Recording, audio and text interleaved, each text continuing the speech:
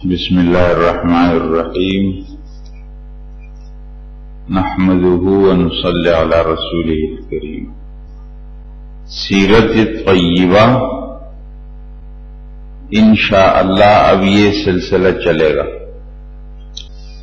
یہ کچھ تمہیدی باتیں ہیں، انسانی زندگی، اس کی ضرورتیں اور قوانین قدرت۔ آپ دیکھتے ہیں ہم اس دنیا میں رہتے ہیں اور یہاں ہر انسان کی ضرورت ہے، کھانا اس کی ضرورت ہے، پینا اس کی ضرورت ہے، وغیرہ وغیرہ، اور اللہ تعالیٰ نے اس کی ضرورتیں پوری کرنے کے لیے بہت سی چیزیں بنائی ہیں۔ ہوائیں چلتی ہیں، پانی چلتے ہیں، زمین سے زراعت نکلتی ہے، اوپر سے پانی برستا ہے، سب نظام انسانوں کی ضرورتوں کے لیے۔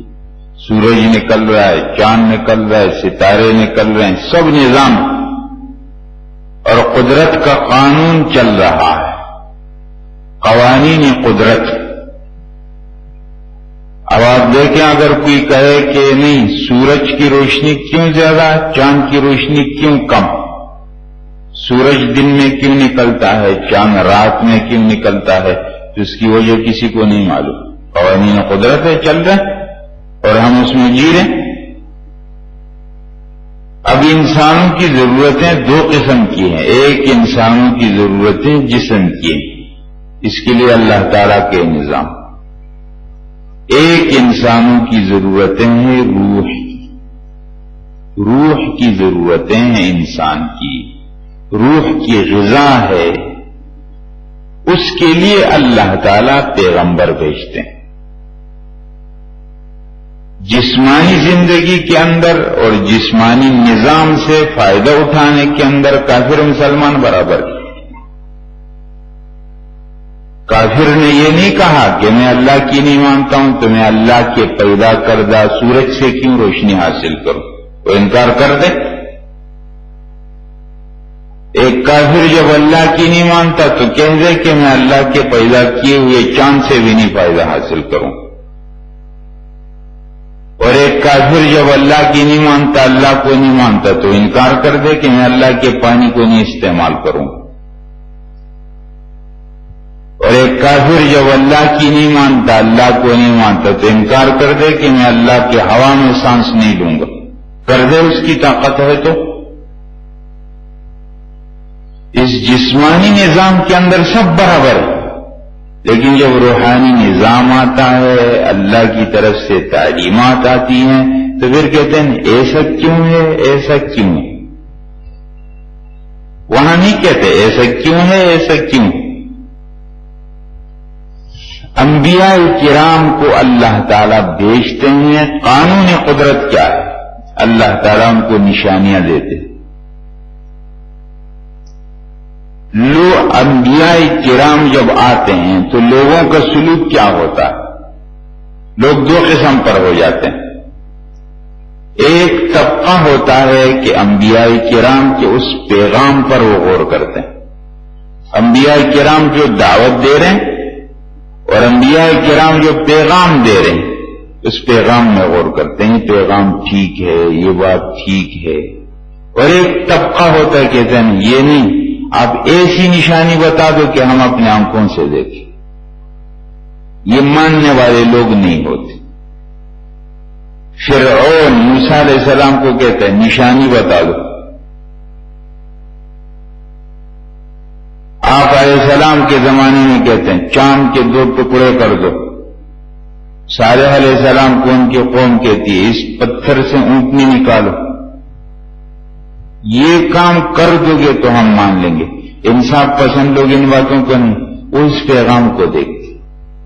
حضرت خدیجہ آپ علیہ السلام کو سچا بتانے کے لیے کیا کہتی ہے، اللہ کی قسم اللہ کو اکیلا نہیں چھوڑیں گے، کیونکہ آپ رشتوں کو جوڑتے ہیں، آپ بے سہارا لوگوں کی مدد کرتے ہیں، آپ غریبوں کی مدد کرتے ہیں۔ یہ وہ کردار ہوتا ہے۔ جو انسان پسند ہوگے وہ بات کو دیکھتے ہیں، جو ضدی لوگ ہیں وہ نشانیاں مانگتے ہیں، اور نشانیاں آنے کے بعد بھی نہیں مانتے تھے۔ ورنہ کیا ضرورت ہے جس پیغام کو لائے نبی کریم علیہ السلام، اس پیغام میں غور کرو، پیغام ٹھیک ہے غلط؟ اس لیے حضرت جعفر رضی اللہ تعالیٰ حبشہ کے دربار میں کھڑے ہوئے، جب مکہ کے لوگوں کے کچھ لوگ گئے ان کو واپس لانے کے لیے، تو حضرت جعفر نے تقریر کی، بہترین تقریر کی ہے، اور جب انہوں نے کہا کہ لوگ ہمارے حوالے کر دیں، یہ ہمارے علاقے سے بھاگے ہوئے لوگ ہیں، حضرت جعفر رضی اللہ تعالیٰ حضرت علی کے بڑے بھائی، آپ علیہ السلام کے چچزاد بھائی ہے، انہوں نے کہا کیوں اپنے علاقے سے آئے؟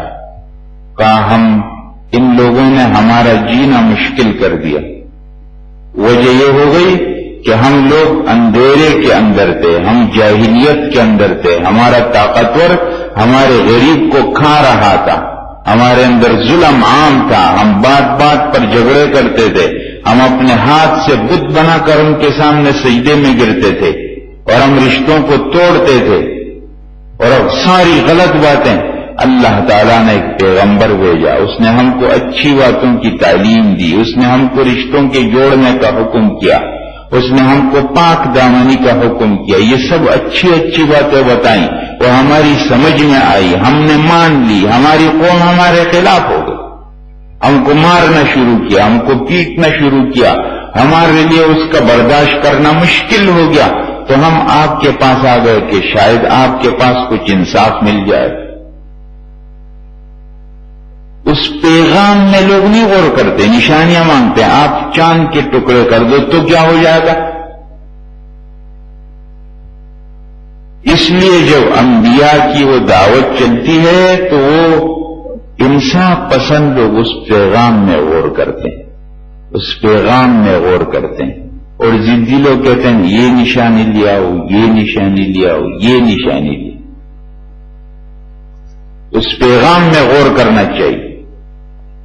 اور دنیا کی تاریخ میں آپ دیکھیں گے تو مختلف نمونے نظر آتے ہیں، دنیا میں مختلف لوگ گزرے ہیں جن کا اپنے اپنے زمانے میں چرچا تھا، ان کی شہرت تھی، مثلا بادشاہ لوگ گزرے ہیں، دربار لگے ہوئے ہیں، لوگ آ رہے ہیں، ہر ایک چاہ رہا ہے کہ ان کے قریب ہو جائے، لیکن جب وہ گزرے تو نام و نشان ختم ہو گئے۔ وہ انسانوں کے لیے نمونہ نہیں بن سکتے، وہ تو اپنے خاص حلقے میں جیتے ہیں، جب ان کی تعریف کی جاتی ہے اور وہ لوگوں کو کچھ بخشش کرتے ہیں، وہ عام انسانوں کے لیے نمونہ نہیں بن سکتے۔ آپ دنیا کی تاریخ میں دیکھیں گے بڑے بڑے جنگجو کمانڈر نظر آئیں گے جن کے پاس پورے لشکر چل رہے ہیں، لیکن وہ عام انسانوں کے لیے گھر کی زندگی میں، بازار کی زندگی میں نمونہ نہیں بن سکتے۔ آپ دنیا میں مختلف دیکھیں گے، جہاں کہیں بھی نظر آئے گا کہ کہیں پر اچھائی کی روشنی ہے، نیکی کی روشنی ہے، اس کے پیچھے انبیاء کرام کی تعلیمات ہوتی، اور پھر انبیاء کرام کے بعد ان کے لوگ وہ کام کرتے ہیں اور علاقے میں روشنی پھیل جاتی۔ دنیا میں جہاں بھی خیر نظر آ رہا ہے اور دنیا میں جہاں بھی نیکی نظر آتی ہے، اس کے پیچھے انبیاء کرام کی محنت اور تعلیمات ہوتی۔ اور آخر میں حضرت محمد صلی اللہ علیہ وسلم وہ تمام انبیاء کرام کے تعلیمات کا خلاصہ لے کر آئے، سب کا خلاصہ ہے نبی کریم علیہ السلام۔ آپ کی زندگی کامل نمونہ، اگر ایک استاذ چاہے کہ میں اپنے شاگردوں کو کیسے پڑھاؤں، تعلیم کا کیا انداز، رسول اللہ صلی اللہ علیہ وسلم کی زندگی میں وہ باب ہے۔ اگر ایک والد چاہے کہ میں اپنے بچوں کے ساتھ کیسے سلوک کروں، آپ علیہ السلام والد کی حیثیت سے نظر آتے ہیں۔ اگر ایک شوہر چاہے کہ اپنی بیوی کے ساتھ کیا سلوک کرے، تو آپ علیہ السلام شوہر کی حیثیت سے نظر آتے ہیں۔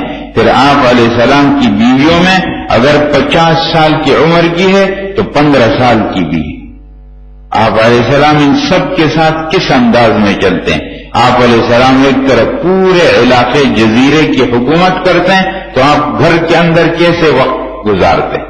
سب نظام امت کے ایک ایک فرد کے لیے نمونہ ہے۔ اگر امت پر مشکل آتی ہے، کوئی بچہ یتیم ہو جائے اور وہ اپنے باپ کا سہارا دیکھے ہی نہیں، آپ علیہ السلام اس کے لیے نمونہ ہے۔ اگر کسی کی والدہ کا بچپن میں انتقال ہو جائے آپ علیہ السلام اس کے لیے نمونہ ہے. اگر کسی کی اولاد بچپن میں مر جاتی ہے آپ علیہ السلام اس کے لیے نمونہ ہے. اگر کوئی کہے میرے تو نہ بہن نہ بھائی ہے میں تو بالکل اکیلا پیدا ہوا آپ علیہ السلام اس کے لیے نمونہ ہے. اگر کوئی میں تجارت کرتا ہوں آپ علیہ السلام کے شام کے سفر اس کے لیے نمونہ ہے. اگر کوئی اپنے آپ کو استاذ بتاتا ہے آپ علیہ السلام کی زندگی اس کے لیے نمونہ ہے. آپ زندگی کو کوئی بھی حصہ اٹھا لے آپ علیہ السلام وہاں نمونے کے طور پر نظر آ جائے. اس لیے آپ علیہ السلام کامل نمونہ ہے. آپ علیہ السلام کی نقل کوئی کرے گا وہ اللہ کے پاس ہو جائے گا, قبول ہو جائے گا, اور آپ علیہ السلام کے طریقے سے ہٹ کر ادھر ادھر ہو جائے گا تو پھر ناکام ہو جائے گا. اس لیے اپنے عقلوں سے اور اپنے نئے نئے فلسفوں سے بات بنانے کی ضرورت نہیں ہے. آپ علیہ السلام کا ہمارے پاس پورا سب موجود ہے, اسی کے نقل اتارنے کی ضرورت. ایک عالم نے بڑی عجیب بات کہی. ہندوستان کی بات ہے, ریل کے اندر سفر کر رہے تھے. کار ریل کے ایک سیٹ پر بیٹھا ہوا, سامنے ایک ہندو جوڑا بیٹھا ہوا میاں بیوی. یہ عالم کی اچانک نظر پڑی تو وہ خاتون دیکھ رہی تھی. ایک دفعہ پھر جو کچھ دیر کے بعد نظر پڑی تو دیکھو مسلسل دیکھ رہی. تو یہ عالم نے ان کے شوہر کو کہا کہ آپ کی جو گھر والے ہیں ان کا اس مسلسل مجھے دیکھنا یہ مجھے پسند نہیں ہے, تو آپ ان کو کہیں کہ اس طرح نہ کریں. انہوں نے وجہ پوچھی کہ اصل میں بات کچھ اور ہے. بات یہ ہے ہمارا ایک بیٹا تھا اور اس کی شکل بالکل آپ سے ملتی جلتی. اب آپ کو دیکھ کر کہ اس کو اپنا وہ بیٹا یاد آ گیا. اب یہ اس کے اختیار میں نہیں ہے, یہ غیر اختیاری. حضرات آپ جانتے ہیں ایسا ہے یا نہیں ہے؟ اگر ماں باپ کو ایسا ایک بچہ نظر آ جائے جو ان کے بچے سے ملتا جلتا ہو اور ان کی طرح ہو, ماں باپ کو اس بچے سے کیسے محبت ہو جاتی ہے کہ یہ ہمارے بچے کی طرح. اللہ تعالیٰ کو محبت ہے اپنے پیارے پیغمبر حضرت محمد صلی اللہ علیہ وسلم سے. جو رسول اللہ صلی اللہ علیہ وسلم سے ملتا جلتا ہوگا اللہ کی محبت اس کو بھی نصیب ہو جائے. قل ان کنتم تحبون اللہ فاتبعونی یحببکم اللہ. رسول اللہ صلی اللہ علیہ وسلم کی اتباع کرو, اللہ تم سے محبت کرے, اللہ کی محبت نصیب ہو جائے گی. اور جب اللہ کی محبت نصیب ہو جائے گی اس پوری کائنات کی محبت نصیب ہو جائے گی. اس لیے یہ بات طے کرنی ہے کہ اپنی زندگی کو سنت کے سانچے میں ڈھالنا, رسول اللہ صلی اللہ علیہ وسلم کی سنتوں کی نقل اتارنی ہے. بہت کم وقت میں اور بہت آسانی کے ساتھ بہت بڑا اجر ہم حاصل کر سکتے ہیں, اور اگر اپنی ترتیب چلائیں گے تو بہت تھک جائیں گے اور بہت لمبے وقت کے اندر بھی کچھ نہیں ملے گا. سنت کی اتباع ضروری, سنت کی اتباع ضروری. انشاءاللہ اس مجلس کا مقصد یہی کہ آپ علیہ السلام کا وہ زندگی کا وہ نمونہ ہمارے سامنے آ جائے اور ہم اس مختصر سی زندگی کو آپ علیہ السلام کی ترتیب پر گزار کر اس دنیا سے رخصت ہو جائے اور ہمیشہ کی نعمتوں کے ہم مستحق ہو جائیں. جب سیرت اور تاریخ بیان ہوتی ہے تو یہاں ایک بات ضروری ہے. مثلا بہت سے لوگ اپنے بڑوں کی تاریخ بیان کرتے ہیں لیکن اس میں 4 شرطیں ہیں. ایک کو کہتے ہیں تاریخیت. تاریخیت کا کیا معنی ہے کہ تاریخی اعتبار سے وہ باتیں مضبوط ہو, کچی باتیں نہ ہو. اب دنیا کے اندر مختلف لوگ اپنے بڑوں کو لاتے ہیں, ان کی زندگی بیان کرتے ہیں, لیکن رسول اللہ صلی اللہ علیہ وسلم کی زندگی جتنے مضبوط طور پر ہمارے پاس موجود ہے دنیا میں کسی کی ایسی زندگی محفوظ نہیں. یہودی نہیں بتا سکتے کہ موسیٰ علیہ السلام کی پوری زندگی سنا دے ہم کو, پورے تاریخ کے ساتھ اور ٹھوس ثبوت کے ساتھ. عیسائیوں کے پاس بھی نہیں. اور آپ علیہ السلام کی زندگی ہمارے پاس پورے مضبوط طور پر موجود ہے. قرآن کریم نے بہت بڑا حصہ بیان کر دیا، احادیث کے اندر موجود ہے. راویوں پر بحث ہوتی. راوی محمد نام کے کتنے راوی ہیں؟ یہ نام آ جائے گا. محمد 100 نام ہے، محمد ہے. اس میں کتنوں کے والد کا نام عبداللہ ہے، کتنے کے والوں کا نام عبد الرحمن ہے، کتنے کا کیا نام ہے. اس محمد کے استاذ کون کون ہیں اور اس محمد کے استاذ کون کون، اس محمد کے شاگرد کون کون ہیں، اس محمد کے شاگرد کون کون، اس محمد کا حافظہ کتنا مضبوط تھا، اس محمد کا حافظہ کتنا مضبوط. سب مضبوط پورا ریکارڈ موجود ہے جو صرف مسلمانوں کے پاس ہے اور کسی کے پاس نہیں. آپ کوئی بھی حدیث کا راوی اٹھا لیں، پورا ریکارڈ اس کا مل جائے. کب پیدا ہوا، کب اس کا انتقال ہوا، استاذ کون کون ہے، شاگرد کون کون. تاریخی اعتبار سے آپ علیہ السلام کی سیرت بالکل مضبوط طور پر ہمارے پاس محفوظ. دنیا کی کسی قوم کے پاس ایسا ریکارڈ نہیں. ایک بات. دوسری بات کاملیت ہے. کاملیت کا کیا معنی ہے؟ یعنی آپ علیہ السلام کی زندگی کے تمام گوشے ہمارے سامنے.